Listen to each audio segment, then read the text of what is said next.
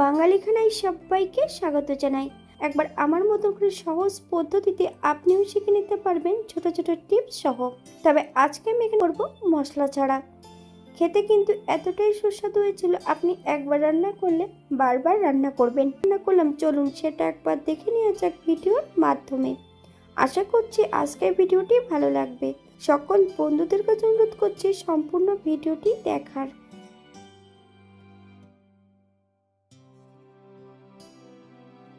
অপর দিক থেকে একটা গোটা লাউ নিয়ে নিয়েছি। লাউটাকে কেটে পরিষ্কার করে নেব।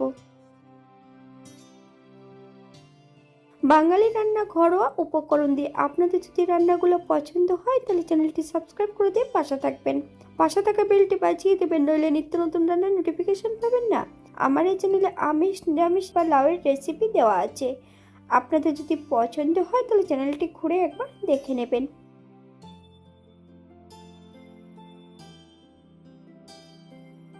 লাউটা আমি ছোট ছোট টুকরো করে কেটে নিয়েছি। আপনারা এর থেকে ছোট বড় করে কেটে নিতে পারেন।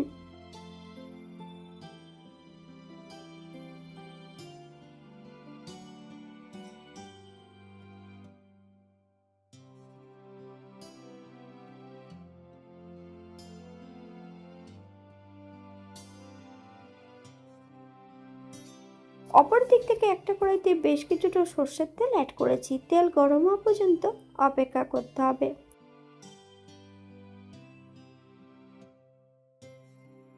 ফোড়নে রেখেছি হাফ চামচ সাদা জিরে।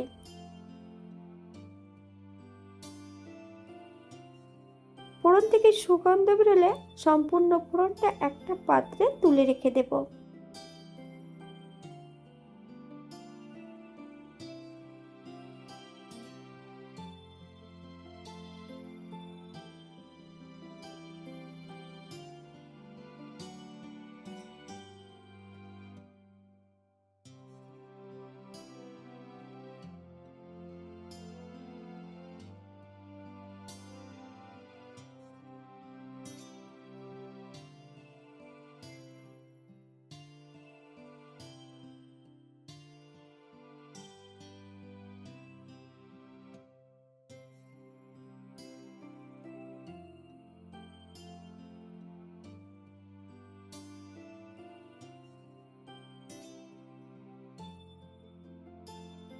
একই তেলের মধ্যে কেটে রাখা সম্পূর্ণ লাউয়ের টুকরোগুলো অ্যাড করে দেব।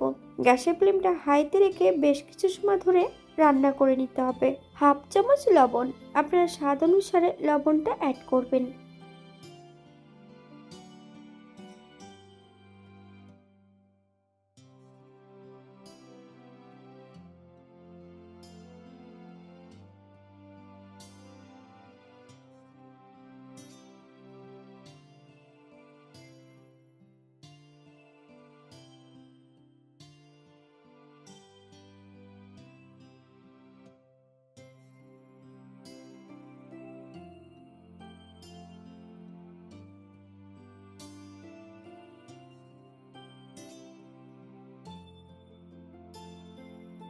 চার থেকে পাঁচটা কাঁচা লঙ্কা ফালি দিয়ে কিন্তু অ্যাড করে দিয়েছিলাম।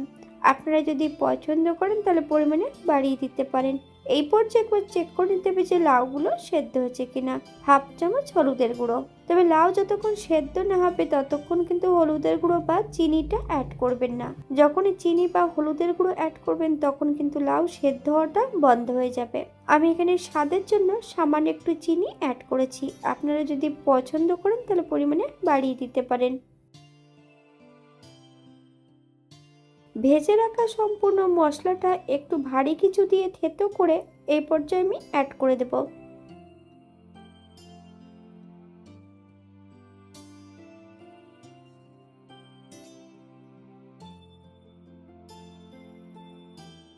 এই পর্যায়ে আমি গ্যাসের ফ্লেমটা অফ করে দেব।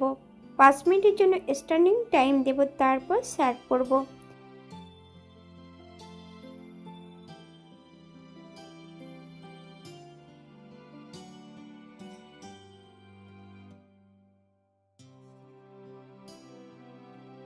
এটা দেখতে যেমন ভারী সুন্দর হয়েছিল, এটা গরম ভাতে খেতে কিন্তু অসম্ভব ভালো হয়েছিল। আপনারা বাড়িতে একবার একই পদ্ধতিতে বানিয়ে নেবেন। এখানে যে আমি উপকরণগুলো অ্যাড করেছি আপনারা এর থেকে কম বেশি করে নিতে পারেন। যদি পেঁয়াজ রসুন বা অন্য মশলা পছন্দ করলে অ্যাড করতে পারেন। আজকের ভিডিওটি এই পর্যন্ত। সবাই সুস্থ থাকবেন, ভালো থাকবেন। অন্যদিন নতুন রেসিপি নিয়ে আপনাদের সামনে আবার আমি হাজির হব। নতুন ও পুরনো সকল বন্ধুদের অসংখ্য ধন্যবাদ ভিডিওটি দেখার জন্য। হাতে যদি সময় থাকে তাহলে একটা লাইক, কমেন্ট, শেয়ার করবেন।